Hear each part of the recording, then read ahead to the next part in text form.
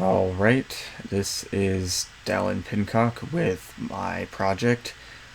It is a clone of same game which was developed all the way back in 1985, and this particular clone was developed in Microsoft Visual Studio 2008 with WinAPI. The version that is developed and in GitHub at this very moment is very basic functionality. You finish a game, and after you're finished, the game will tell you how many blocks you have left. In this case, it's 0, and if it's 0, you basically win. Future iterations would include getting rid of these useless menus. You don't need open, save as, because it's a very short game that you literally finish in a sitting. Don't need this menu unless I implement undo, which would be a much later iteration, and maybe have some help that actually describes how to play the game, and a scoring system, which is another future implementation. If you have a scoring system, then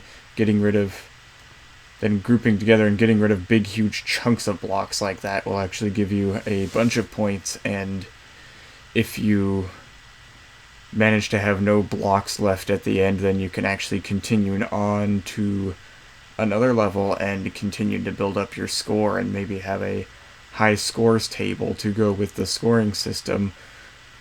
And one of the very basic iterations that would probably come first is having a number of colors and changing the board size and the block size, because changing the number of colors, adding some new colors in there, changing the size of the blocks and the size of the board are all very basic things. So that would be one of the first iterations if this project was to be continued on, to add up to like 7 colors and customize your board size. Maybe have set board sizes and fully customizable block sizes, because if you have set board sizes, that works really well for the high score system.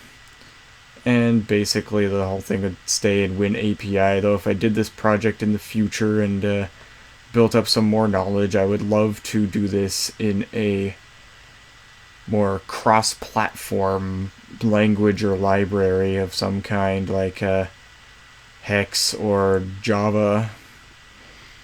It would be really nice to do that.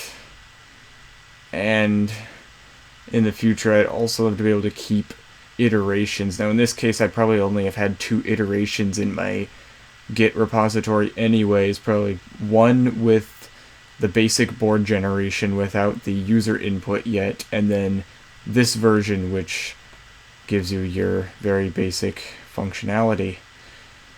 So I think that about sums up everything for this project, developed in C++, of course. And